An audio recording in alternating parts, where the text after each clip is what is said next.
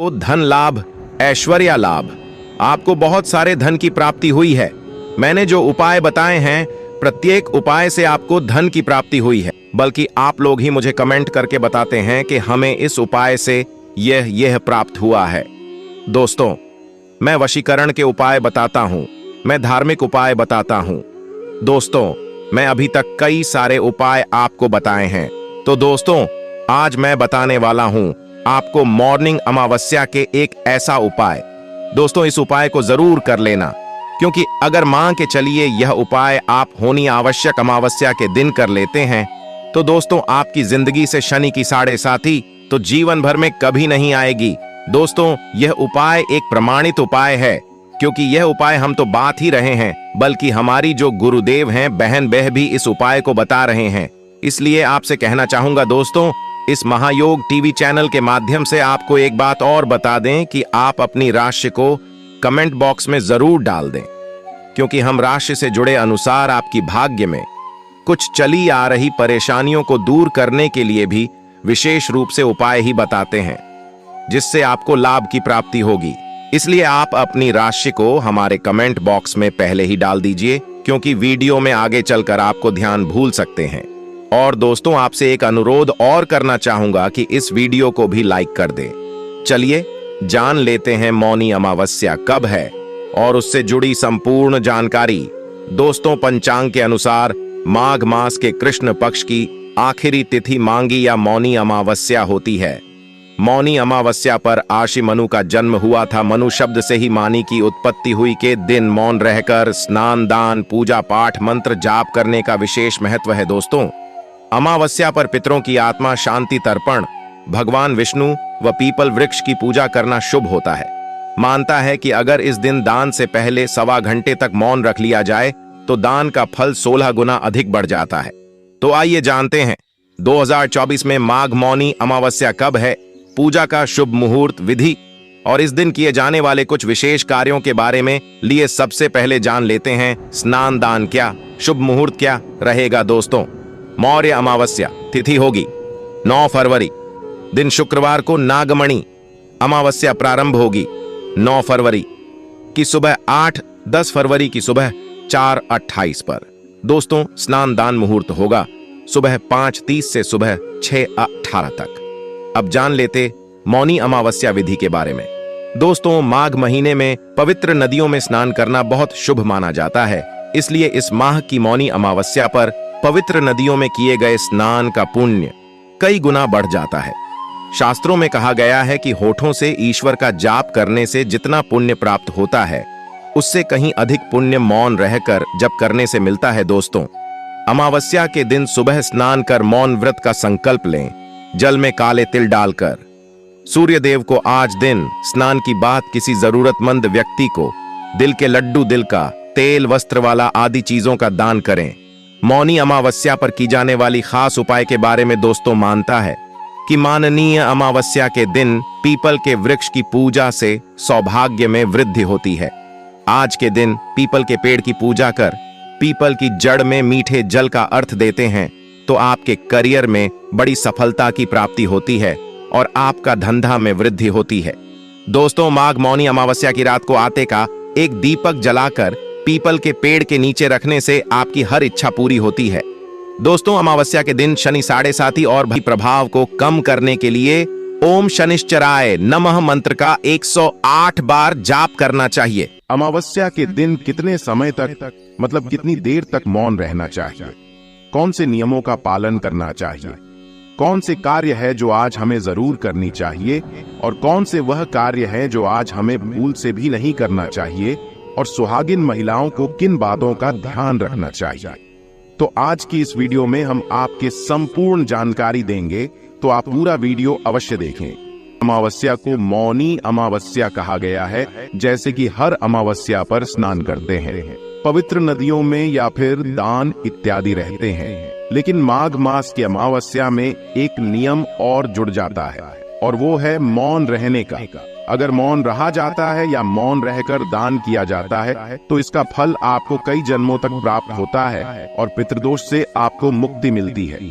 सभी प्रकार के कार्य आपके सफल होते हैं। समस्त प्रकार के पापों से आपको मुक्ति मिलती है और अनंत गुना पुण्य फलों की आपको प्राप्ति होती है। तो आज के दिन मौन रहने का विधान हमारे शास्त्रों में बताया गया है। तो आइए जानते हैं अमावस्या तिथि कब प्रारंभ हो रही है। लेकिन उससे पहले दोस्तों, हमारा आपसे हाथ जोड़कर निवेदन है कि अभी तक आपने हमारे वीडियो को लाइक नहीं किया तो वीडियो को लाइक करके चैनल को सब्सक्राइब अवश्य कर ले, और हाँ, पास वाले बेल आइकन का बटन दबाना बिल्कुल भी ना भूले। चलिए जानते हैं मौनी अमावस्या के दिन सर्वार्थ सिद्धि योग संयोग बन रहा है। सर्वार्थ सिद्धि योग सुबह 7:05 से लेकर रात 11:29 तक है। यह एक शुभ योग है। मान्यता है कि सर्वार्थ सिद्धि योग में किए गए कार्य सफल और सिद्ध होते हैं। इस दिन मौन रहकर पितरों के लिए श्राद्ध तर्पण दान करने से पितृदोष दूर होता है। अमावस्या के दिन काली चींटियों को शक्कर मिला हुआ आटा खिलाने से पाप कर्मों का क्षय होता है। मौनी अमावस्या के दिन प्रातः का सूर्य भगवान को अर्घ देना चाहिए। अर्घ्य देते समय तांबे के लोटे में लाल सिंदूर, लाल फूल व काले तिल डालना शुभ होता है। इसी दिन आपको स्नान दान इत्यादि सभी नियम पालन करने हैं। दोस्तों, आज के दिन अगर आप कुछ बातों का ध्यान रखते हैं, कुछ चीजों का दान करते हैं, तो सभी प्रकार के शनि दोषों से भी मुक्ति मिलती है। और किसी भी प्रकार की आर्थिक, शारीरिक या मानसिक पीड़ा से अगर आपको परेशानी हो रही है तो आज का दिन बहुत महत्वपूर्ण है। आज के दिन उपाय कीजिए जिससे कि आपको लाभ होगा। और अब बात करते हैं कि हमें आज के दिन क्या करना चाहिए और क्या नहीं करना चाहिए। तो देखिए, अमावस्या तिथि है और शास्त्रों के अनुसार आज के दिन प्रातः काल जल्दी उठकर पवित्र नदियों में स्नान करना चाहिए। तो अगर आप जा सकते हैं किसी पवित्र नदी में स्नान करने, तब तो बहुत अच्छी बात है। नहीं तो अपने घर में भी गंगा जल मिश्रित जल से स्नान कर सकते हैं। लेकिन स्नान करने से पहले घर की थोड़ी सी साफ सफाई कर लीजिए। अमावस्या तिथि पर घर की सफाई करने से घर से दरिद्रता दूर होती है, नकारात्मक ऊर्जा दूर होती है, और किसी भी प्रकार का ग्रह दोष हो, वास्तु दोषों या फिर किसी की बुरी नजर लगी हो या कोई श्राप हो, बद्दुआ हो किसी की, तो समस्त प्रकार की नकारात्मक ऊर्जा ऊंची आपको मुक्ति मिल जाती है। सिर्फ अमावस्या तिथि पर साफ सफाई करने से सबसे पहले तो यही कार्य आपको करना है कि आज जब आप सुबह उठेंगे तो पहले घर की साफ सफाई कर लीजिए। थोड़ा बहुत जितना भी आपसे हो पाता है। जैसे कि बहुत से लोगों के प्रश्न आते हैं कि इतनी सुबह हम घर की साफ सफाई करते हैं तो फिर स्नान करने में बहुत देर हो जाती है। तो देखिए, आप सुबह उठकर जैसे कि घर की झाड़ू लगा लीजिए। उसके बाद घर के मुख्य द्वार को विशेष रूप से आज साफ रखना चाहिए। तो घर के मुख्य द्वार को अच्छे से साफ कर लीजिए और जल का छिड़काव कर दीजिए। घर की चौखट आज जरूर साफ होनी चाहिए। घर की चौखट पर थोड़ा सा पानी डालकर और अच्छे से धो लीजिए। ये बहुत आवश्यक है। तो घर में आप थोड़ी कम भी सफाई करेंगे तो चलेगा।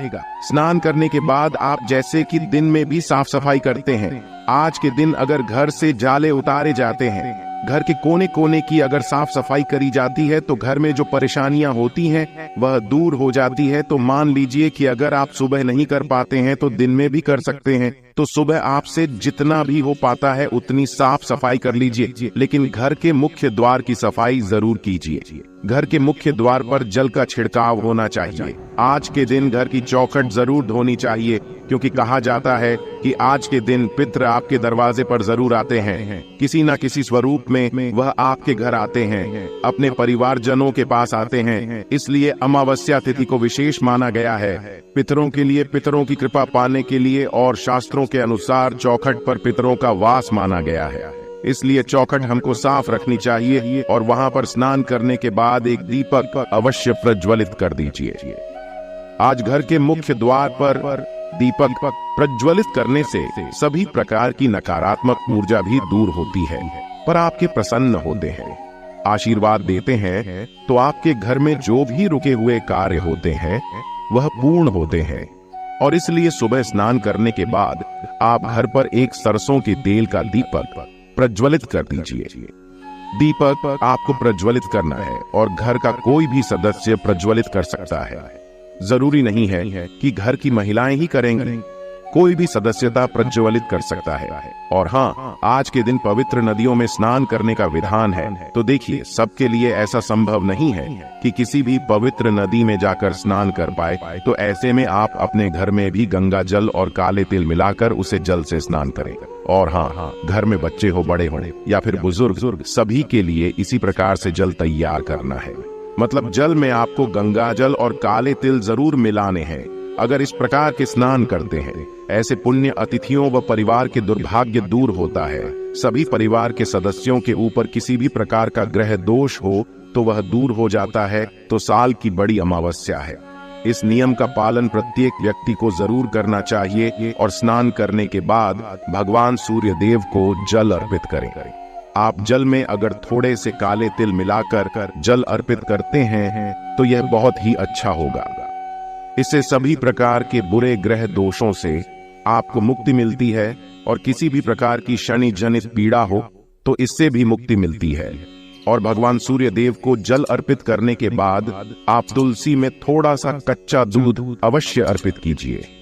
इसके बाद आप अपने घर के मंदिर में जो भी नित्य की पूजा है वह कर लें। और हाँ, आज पीपल की पूजा का विशेष महत्व होता है।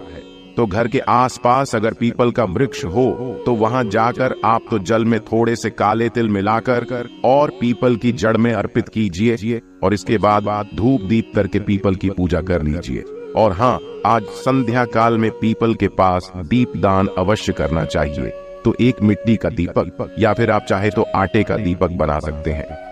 उसमें सरसों का तेल डाल दीजिए और एक लंबी बाती डालकर और अपने पितरों का मन में ध्यान करते हुए दीप प्रज्वलित कीजिए। उसके बाद थोड़े से काले तिल उस दीपक में डाल दीजिए और अपनी परेशानियों से मुक्ति के लिए अपने पितरों से और भगवान शनि देव से प्रार्थना कीजिए। इस प्रकार से अगर आप आज के दिन पीपल की पूजा करते हैं तो समस्त प्रकार के कष्टों से, दुखों से आपको मुक्ति मिल जाती है। आज के दिन अगर आपकी पीपल की पूजा करते हैं, पीपल में दीपदान करते हैं, जल अर्पित करते हैं तो इससे बहुत अधिक पुण्य फल प्राप्त होता है और सभी प्रकार के कष्टों से, दुखों से आपको मुक्ति मिलती है। अब मान लीजिए कि आपके घर के आसपास कोई पीपल का वृक्ष ना हो, तो ऐसे में क्या करें? तो देखिए, घर के आसपास कोई शनि मंदिर में भी आप जाकर थोड़ा सा तेल अर्पित कर सकते हैं। शनिदेव पर आप दीप दान कर सकते हैं। और मान लीजिए कि आपके घर के आसपास शनिदेव का मंदिर भी ना हो, पीपल का वृक्ष भी ना हो, तो ऐसे में क्या करें? तो ऐसे में आपके घर के आसपास भगवान भोलेनाथ का मंदिर तो अवश्य ही, शिवालय तो हर जगह उपलब्ध होता है। तो ऐसे में अगर आपके घर के आसपास शिव मंदिर हो तो वहां जाकर भगवान भोलेनाथ के ऊपर काले तिल जल में मिलाकर अर्पित कीजिए और विधि विधान से भगवान शिव की पूजा आराधना कीजिए। वहां पर दीप दान कीजिए। तो इससे भी आपके समस्त प्रकार के जो ग्रह दोषों से मुक्ति मिल जाती है। तो आपके घर के आसपास जो भी सुविधा उपलब्ध, पीपल का वृक्ष, भगवान शनिदेव का मंदिर हो या फिर शिवालय हो, जो भी सुविधा आपके पास उपलब्ध हो, वही जाकर आप भगवान भोलेनाथ की, शनिदेव की और पीपल के पास पितरों की पूजा आराधना कर सकते हैं। और अगर तीनों चीजें आपके पास उपलब्ध हो तब तो अत्यंत भाग्यशाली हैं। आपको इस तरह स्थानों पर जाकर दीप दान करना चाहिए, जल अर्पित करना चाहिए और तेल अर्पित करना चाहिए। शनिदेव के मंदिर में तो आज का दिन इतना श्रेष्ठ है कि आज के दिन अगर आप ये सभी कार्य करते हैं तो निश्चित ही आपके भाग्य में चमत्कारी रूप से परिवर्तन होगा और आपके सभी कार्य जो बिगड़े हुए हैं वह सभी कार्य बनेंगे। तो पूरे विश्वास से ये सभी कार्य कीजिए, निश्चित ही आपको लाभ होगा। और हाँ, मौनी अमावस्या का सबसे जरूरी नियम होता है मौन रहकर स्नान और दान करना। तो ऐसे बहुत से भक्तों के प्रश्न आते हैं कि कितने समय तक हमें मौन रहना चाहिए, क्या पूरे दिन मौन रहे? तो देखिए, मौनी अमावस्या के दिन नियम के अनुसार मौन ही रहना चाहिए, लेकिन सबके लिए ऐसा संभव नहीं है। बहुत से कार्य है और जो भी रूटीन लाइफ है उसमें आप बोले बिना नहीं रह सकते हैं। तो ऐसे में जब आप स्नान करेंगे, मौन रहकर स्नान कीजिए, मानसिक रूप से मंत्र जाप करें, बोलकर मंत्रों का जप नहीं करना चाहिए। और उसके बाद जब आप दान कर लेंगे तो दान करने के बाद ही कुछ बोलिए। तो आप चाहे तो स्नान करने के तुरंत बाद दान की सामग्री को स्पर्श करके और उसे दान कर सकते हैं। और उसके बाद आप पूजा पाठ इत्यादि बोलकर मंत्र उच्चारण करके भी कर सकते हैं। और बात करते हैं कि आज किन चीजों का दान करना चाहिए, तो देखिए, अमावस्या के दिन काले तिल का दान करना श्रेष्ठ माना जाता है। इसके अलावा आप उड़द की दाल का दान कर सकते हैं, सरसों के तेल का दान कर सकते हैं, कंबल का यानी कि गर्म वस्त्रों का दान करना आज सबसे श्रेष्ठ माना जाता है। वस्त्रों का दान कर सकते हैं, कोई भी वस्त्र, अगर गर्म वस्त्र का दान करना चाहिए या कोई भी सामान्य वस्त्र भी आप दान कर सकते हैं। इसके अलावा धन का दान कर सकते हैं, अन्न का दान कर सकते हैं, सीधा दान कर सकते हैं, जैसे कि खाने की सामग्री निकालकर किसी ब्राह्मण के यहाँ, किसी जरूरतमंद के यहाँ भिजवा सकते हैं, या किसी ब्राह्मण को, जरूरतमंद को घर बुलाकर भोजन भी करा सकते हैं। तो ये पूरी तरह से आपके ऊपर निर्भर करता है कि आप कौन सी चीज का दान करना चाहते हैं और कितनी संख्या में, कितनी मात्रा में दान करना चाहते हैं। और सुहागिन महिलाओं के लिए अमावस्या तिथि पर एक बहुत जरूरी नियम है जिसका पालन आपको करना चाहिए। अमावस्या तिथि, पूर्णिमा तिथि, यह दो ऐसी तिथियां हैं जिस दिन भूल से भी सुहागिन महिलाओं को बाल नहीं धोना चाहिए, क्योंकि धार्मिक मान्यताओं के अनुसार सुहागिन महिलाएं अगर अमावस्या तिथि पर बाल धोती है या पूर्णिमा तिथि पर बाल धोती होती है तो इससे पति कष्टों में घिरे रहते हैं, पति की उम्र घटती है और दुर्भाग्य का सामना आपको करना पड़ता है। तो भूल से भी अमावस्या तिथि के दिन बाल मत धोए, इस बात का ध्यान रखिए। और हाँ मुनि, अमावस्या है तो आज के दिन आपको ध्यान रखना है कि आपके घर में किसी भी प्रकार की तामसिक चीजों का प्रयोग ना हो। जैसे कि अगर आप नियमित तौर पर मांस, मदिरा इत्यादि का सेवन करते हैं तो आज के दिन भूल से भी मत कीजिए। घर में किसी भी प्रकार से लड़ाई झगड़ा ना हो, वाद विवाद ना हो, इस बात का भी ध्यान रखिए। और हाँ, शाम के समय आपके घर के मंदिर में ईशान कोण में शुद्ध घी का एक दीपक अवश्य प्रज्वलित होना चाहिए, क्योंकि अमावस्या तिथि माँ लक्ष्मी को अत्यंत ही प्रिय है। तो आज के दिन अगर आप माँ लक्ष्मी की आराधना करते हैं, शुद्ध घी का दीपक जलाकर माँ लक्ष्मी की पूजा आराधना करते हैं, तो हमेशा आपके घर में फिर लक्ष्मी का वास बना रहता है। तो मौनी अमावस्या पर इन सभी बातों का ध्यान रखें। तो दोस्तों, उम्मीद करता हूँ कि आपको यह जानकारी पसंद आई होगी। पसंद आई है तो लाइक कर दीजिए। ऐसा कौन सा भोजन है जो हमें नहीं खाना चाहिए? एक तरह से कहा जाए कि ऐसा कौन सा 3 प्रकार का भोजन होता है जो हमें भूल कर भी नहीं करना चाहिए।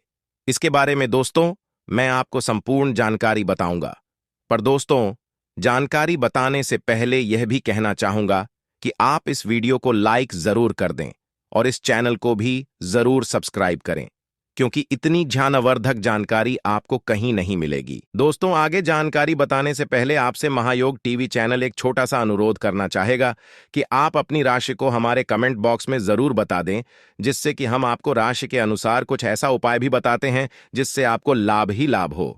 दोस्तों, इसलिए आप अपनी राशि को हमारे कमेंट बॉक्स में जरूर बता दें, क्योंकि हम राशि के अनुसार भाग्य भी बताते हैं। दोस्तों, इन 3 प्रकार के भोजन से मनुष्य की आयु कम होती है। इस प्रसंग में एक प्राचीन कथा है। इस कथा के माध्यम से हम आपको बताते हैं कि मनुष्य को किस प्रकार का भोजन करना चाहिए, भोजन करने का सही तरीका और सही दिशा कौन सी है, भोजन कब करना चाहिए तथा भोजन शुरू करने से पहले क्या बोलना चाहिए। दोस्तों, एक बार की बात है, देवर्षि नारद भगवान श्री कृष्ण से मिलने के लिए द्वारिका नगरी में पधारते हैं। तब भगवान श्री कृष्ण देवर्षि नारद को देखकर उनका स्वागत करते हुए कहते हैं, आइए देवर्षि, द्वारिका में आपका स्वागत है।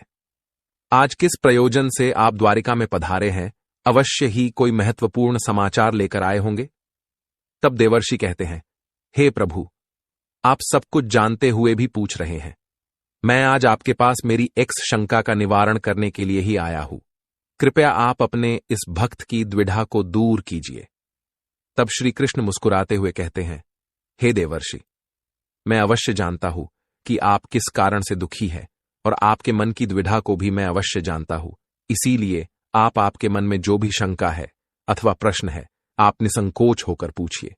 मैं आपकी शंका का निवारण अवश्य करूंगा। देवर्षि नारद कहते हैं, हे प्रभु, मेरे मन में आज यह जानने की इच्छा है कि मनुष्य को किस प्रकार का भोजन करना चाहिए, किस प्रकार का भोजन मनुष्य की आयु बढ़ाने वाला होता है और किस प्रकार का भोजन आयु को कम करने वाला होता है। हे प्रभु, मनुष्य को भोजन किस दिशा में मुख करके करना चाहिए, भोजन करने से पूर्व कौन सा मंत्र बोलना चाहिए, कृपा करके आप मुझे इन सभी प्रश्नों के उत्तर दीजिए। तब श्री कृष्ण कहते हैं, हे देवर्षि, आज आपने समस्त मनुष्य जाति के कल्याण के लिए बहुत ही महत्वपूर्ण प्रश्न किया है। यह बात सत्य है कि मनुष्य जिस प्रकार का भोजन करता है उसी के अनुसार उसका स्वभाव, भाग्य और उसका अगला जन्म निर्धारित होता है। हे देवर्षि, इस विषय में एक प्राचीन इतिहास है जो मैं आपको सुनाता हूं। त्रेता युग में यह कथा महर्षि अगस्त्य ने भगवान श्री राम को सुनाई थी, इसीलिए इस कथा का महत्व बहुत अधिक है। इस प्राचीन कथा के माध्यम से आपको आपके सभी प्रश्नों के उत्तर मिल जाएंगे, इसीलिए आप इस कथा को ध्यान से पूरा अवश्य सुने और इसका प्रचार करें। जो भी इस कथा का श्रवण करता है उसके समस्त पापों का नाश होता है और उसे सैकड़ों वर्षों तक दान करने का पुण्य मिलता है। देवर्षि कहते हैं, हे प्रभु, मैं इस कथा को अवश्य सुनना चाहता हूं। इस कथा को मैं ध्यानपूर्वक सुनूंगा और इसका प्रचार पृथ्वीलोक पर करूंगा। श्री कृष्ण कहते हैं, प्राचीन काल की बात है। उस समय एक बहुत बड़ा जंगल था। उस जंगल का आकार 100 योजन था, लेकिन उस जंगल में कोई भी पशु और पक्षी नहीं रहते थे, केवल वृक्ष और पेड़ पौधे ही थे। कोई भी पशु उस जंगल की तरफ नहीं जाता था, लेकिन उस जंगल के मध्य भाग में एक 4 कोस लंबी झील थी और केवल उसी झील में हंस, बदक तथा अन्य पशु पक्षी रहा करते थे। एक बार अगस्त्य मुनि उस झील के पास से गुजर रहे थे तो उन्हें एक बहुत ही अजीब चीज दिखाई दी। उस झील के पास एक बहुत बड़ा आश्रम था जो बहुत पुराना हो गया था, लेकिन फिर भी अत्यंत सुंदर और पवित्र दिखाई पड़ रहा था। उस आश्रम में कोई भी साधु तथा तपस्वी नहीं रहता था। वह आश्रम पूरी तरह से खाली था।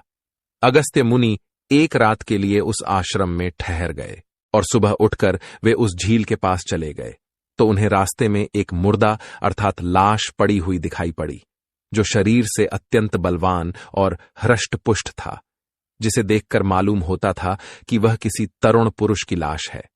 उस लाश को देखकर अगस्त्य मुनि सोचने लगे कि यह कौन है, इसकी मृत्यु कैसे हो गई तथा वह इस जंगल में आखिर कैसे आया होगा।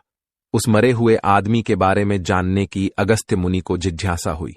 तभी अचानक आकाश में उन्हें एक दिव्य विमान दिखाई पड़ा और वह दिव्य विमान उस झील के समीप आकर रुक गया और उस विमान से एक दिव्य पुरुष उतरा और वह उस झील में नहाने के लिए चला गया। झील में नहाने के बाद वह बाहर आया और उस मुर्दे का मांस खाने लगा। उसने भर पेट उस मोटे ताजे मुर्दे का मांस खा लिया और फिर से विमान में बैठकर स्वर्ग की ओर जाने लगा। तभी अगस्त्य मुनि ने उस दिव्य पुरुष को आवाज लगाई, हे दिव्य पुरुष, तुम कौन हो? तुम देवताओं के समान दिखाई पड़ते हो, किंतु तुम्हारा भोजन बहुत घृणित है। तुम मुर्दे का मांस क्यों खा रहे हो? ऐसा भोजन भला कोई देवता कैसे कर सकता है? फिर उस स्वर्गवासी दिव्य पुरुष ने अगस्त्य मुनि की तरफ देखा और उन्हें हाथ जोड़कर प्रणाम करके कहने लगा, हे विप्रवर, आपको प्रणाम है। मैं आपको मेरी कहानी सुनाता हूं। पूर्व काल की बात है। विदर्भ देश में मेरे महायशस्वी पिता राज्य करते थे। वे वसुदेव के नाम से तीनों लोकों में प्रसिद्ध थे और परम धार्मिक व्यक्ति थे। उनकी 2 पत्नियां थीं। उन दोनों पत्नियों से उन्हें एक एक करके 2 पुत्र हुए। मैं उनका सबसे बड़ा बेटा था। लोग मुझे श्वेत के नाम से जानते थे और मेरे छोटे भाई का नाम सूरत था। पिताजी की मृत्यु के बाद मुझे विदर्भ देश का राजा बना दिया गया और मैं वहां सावधानी के साथ राज्य चलाने लगा। राज्य करते हुए मुझे कई हजार साल बीत गए। फिर एक दिन मुझे वैराग्य हुआ और मैंने राजपाट का त्याग करने का निर्णय लिया और मृत्यु पर्यंत तपस्या करने का निश्चय करके मैं जंगल में रहने के लिए चला गया। अपने राज्य को मैंने अपने छोटे भाई सूरत को सौंप दिया और उसे राजा बना दिया। फिर इस झील के पास आकर मैंने कठोर तपस्या करना आरंभ किया। 80,000 वर्षों तक मैंने इस जंगल में तपस्या की और उसी के प्रभाव से मुझे ब्रह्मलोक की प्राप्ति हुई। लेकिन ब्रह्मलोक पहुंचने के बाद भी मुझे भूख और प्यास अधिक सताने लगी। मेरे सभी इंद्रिय तिलमिला उठे। फिर मैंने ब्रह्मलोक के सर्वश्रेष्ठ देवता ब्रह्मा जी से पूछा, हे भगवान, मैंने तो सुना है कि ब्रह्मलोक में किसी भी प्राणी को भूख और प्यास नहीं लगती है। फिर मुझे भूख और प्यास क्यों लग रही है? ये मेरा पीछा क्यों नहीं छोड़ रही है? कृपया आप मुझे बताइए कि मैं किस चीज का सेवन करूं। फिर ब्रह्मदेव ने कहा, हे राजन, पृथ्वी पर दान धर्म करने पर ही व्यक्ति इस लोक में भूख प्यास से मुक्त हो जाता है। लेकिन तुमने अपने जीवन काल में कभी दान नहीं किया, किसी भिखमंगे को भीख तक नहीं दी। तुमने राजमहल में रहकर भी द्वार पर आए अतिथियों को भोजन नहीं दिया। तुमने सदैव ही उच्चिष्ट भोजन किया है, बिना स्नान किए ही तुम भोजन किया करते थे। भोजन शुरू करने से पहले तुमने ईश्वर का धन्यवाद नहीं किया। स्वादिष्ट भोजन को दूसरों को दिए बिना ही तुमने उसे ग्रहण कर लिए। इसी कारण से तुम्हें यह पाप लगा है। इसीलिए तुम्हें ब्रह्मलोक में भी भूख और प्यास का कष्ट उठाना पड़ रहा है। जीवित रहते हुए तुमने अनेक प्रकार के आहारों का अकेले ही सेवन किया है। अनेक प्रकार के पकवान तुमने अकेले ही खाए हैं, दूसरों को नहीं दिए हैं, जिससे तुम्हारा शरीर तो बलवान बन गया, किंतु तुम्हारा पुण्य क्षीण हो गया। अब तुम्हारे लिए एक ही उपाय है। उस झील के पास तुम्हारा शरीर पड़ा हुआ है, तुम उसी का मांस खाकर अपनी भूख मिटाओ। ब्रह्मा जी द्वारा इस प्रकार से कहने पर राजा ने कहा, हे प्रभु, अपने शरीर का भक्षण कर लेने के पश्चात मेरा क्या होगा? उसके बाद मैं क्या खाऊंगा? मेरे खाने के लिए कुछ भी शेष नहीं रहेगा। कृपया कुछ ऐसा भोजन बताए जिसका भक्षण कर लेने पर भूख मिट जाए और जो कभी खत्म ना हो। तब ब्रह्मदेव कहते हैं, हे राजन, तुम्हारा शरीर ही मैंने अक्षय बना दिया है। उसे तुम रोज खाओगे फिर भी यह समाप्त नहीं होगा। वह दूसरे दिन फिर से ताजा हो जाएगा। इस मृत शरीर के अंग फिर से उग आएंगे और उन्हें तुम फिर खा सकोगे। और जब तुम अपने शरीर का मांस खाते हुए 100 वर्ष बीत जाएंगे, उसके बाद तुम्हारे इसी जंगल में एक दिन महर्षि अगस्त्य पधारेंगे और उन्हीं के द्वारा तुम इस पाप से मुक्ति पा सकोगे। इस प्रकार से राजा ने सारी हकीकत महर्षि अगस्त्य को बता दी और कहने लगे, हे विप्रवर, मेरा शरीर कभी नष्ट नहीं होता है और मैं रोज आकर अपने शरीर का मांस खाता हूं। न जाने कब मुनि अगस्त्य यहां पर पधारेंगे और मुझे इस कष्ट से मुक्ति दिलाएंगे। ऐसा सोचते हुए मुझे 100 वर्ष बीत चुके हैं और मैं आज भी उनकी राह देख रहा हूं। राजा श्वेत का इस प्रकार से कथन सुनकर महर्षि अगस्त्य बोले, अच्छा, तो तुम्हारे सौभाग्य से मैं यहां पर आया हूं। मैं ही मुनि अगस्त्य हूं, और बोलो मैं तुम्हारी किस प्रकार से सहायता कर सकता हूं। तब राजा अत्यंत प्रसन्न हुए और जमीन पर लेटकर महर्षि अगस्त्य के चरणों को वंदन करने लगे। राजा श्वेत बोले, हे मुनि, कृपया आप मुझे इस घृणित आहार से मुक्त कीजिए तथा जिस पाप के कारण मुझे ये प्राप्त हुआ है उस पाप से भी मुझे मुक्त कीजिए, जिससे मुझे अक्षय लोक की प्राप्ति हो सके। हे ऋषि, मैं आपको ये दिव्य आभूषण भेंट करता हूं, कृपया आप मुझ पर कृपा करें। राजा की दुख भरी बातें सुनकर मुनि को उन पर दया आ गई। जैसे ही राजा ने वह दिव्य आभूषण महर्षि अगस्त्य के हाथ पर रखा, उसी समय उनका मृत शरीर अदृश्य हो गया और वे उस पाप से मुक्त हो गए। और फिर महर्षि अगस्त्य से आज्ञा लेकर वे उस दिव्य विमान में बैठकर ब्रह्मलोक को चले गए। इस प्रकार से उस राजा श्वेत को दान न करने के पाप से मुक्ति मिली। भगवान श्री कृष्ण कहते हैं, हे देवर्षि, इस प्रकार से उच्चिष्ट भोजन करने के कारण ही विदर्भ देश के महाराज को ब्रह्मलोक में रहने पर भी तृप्ति नहीं मिली और उन्हें पृथ्वीलोक पर आकर स्वयं का ही मांस खाना पड़ा। हे देवर्षि, अब मैं तुम्हें भोजन के नियम बताता हूं, आप इसे ध्यान से सुनिए। भोजन शुरू करने से पहले थोड़ा सा अन्न भूमि पर रखना चाहिए, ताकि देवता, पशु पक्षी, सर्प, दैत्य तथा प्रेत पिशाच जो अपने कर्म बंधन से बंधे हुए हैं, उन सभी को अन्न की प्राप्ति हो। यदि भोजन करते समय कोई अतिथि आ जाए तो उसका स्वागत करे और उसे आसन देकर प्रणाम करके उसका सत्कार करे। फिर उसे श्रद्धापूर्वक भोजन कराकर विदा करे, क्योंकि जिसके घर से अतिथि निराश होकर लौट जाता है उसे वह अपने पाप देकर उसके शुभ कर्मों को ले जाता है। श्री कृष्ण कहते हैं, मनुष्य को पिता के घर में रहने वाली विवाहित कन्या, दुखिया और गर्भ धारण की हुई स्त्री तथा वृद्ध को भोजन कराने के बाद ही भोजन करना चाहिए। इन सभी को भोजन कराए बिना जो स्वयं भोजन ग्रहण करता है उसका भोजन पापमय बन जाता है। ऐसा व्यक्ति नरक में ही जाता है।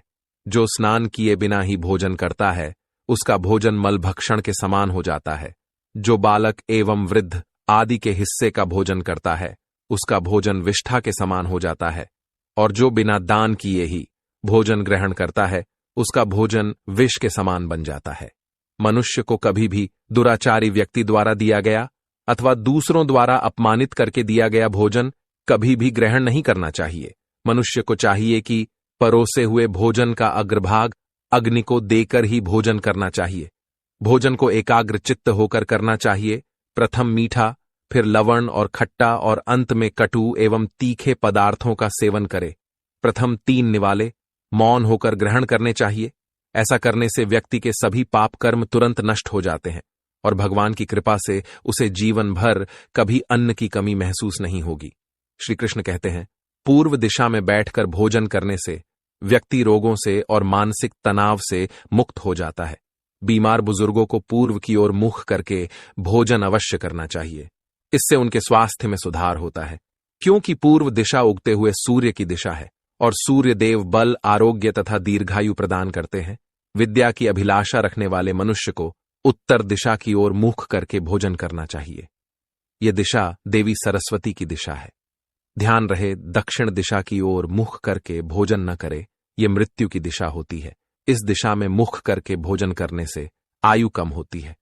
टूटे फूटे बर्तनों में भोजन नहीं करना चाहिए, यह दुर्भाग्य को निमंत्रण देता है।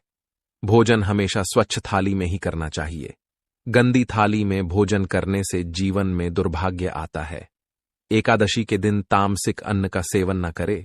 जो मनुष्य एकादशी के दिन तामसिक अन्न अर्थात मांस का सेवन करता है, लक्ष्मी उसे छोड़कर चली जाती है। भोजन का अपव्यय करना अनर्थ माना गया है। इसीलिए थाली में जितना आवश्यक हो उतना ही भोजन ले। अगर कोई व्यक्ति साथ में भोजन कर रहा हो तो उसका भोजन समाप्त होने तक उठकर नहीं जाना चाहिए। इससे पितृदेव नाराज हो जाते हैं। भोजन के बाद थाली में हाथ धोना अनुचित माना गया है। थाली में हाथ धोने से अन्न का अपमान होता है। भोजन के बाद थाली में हाथ धोने वाले लोग नीच योनि में जन्म लेते हैं। सबसे महत्वपूर्ण बात ध्यान रहे कि व्यक्ति को बिस्तर पर बैठकर कतई भोजन नहीं करना चाहिए। ऐसा करने से व्यक्ति कई प्रकार के रोगों से ग्रसित हो सकता है। भोजन केवल जमीन पर आसन बिछाकर उस पर बैठकर ही करना चाहिए। भोजन करते समय दिशाओं का ध्यान रखना बहुत ही आवश्यक होता है। यदि गलत दिशा में बैठकर अथवा गलत दिशा में मुख करके भोजन करने से व्यक्ति को उसके अनिष्टकारक परिणाम प्राप्त होते हैं। भगवान श्री कृष्ण कहते हैं, जिस भोजन के ऊपर से कोई पैर रखकर चला गया हो अथवा कोई व्यक्ति भोजन को लांघ कर गया हो तो ऐसे भोजन को कभी खाना नहीं चाहिए। ऐसा भोजन अशुद्ध हो जाता है। ऐसे भोजन को पशुओं को खिला देना चाहिए। दूसरों के द्वारा लांघा गया भोजन खाने से मनुष्य की आयु कम हो जाती है और उसके शरीर में भिन्न भिन्न प्रकार के रोग उत्पन्न होते हैं। यदि भोजन में बाल निकल आता है तो ऐसा भोजन त्याज्य हो जाता है।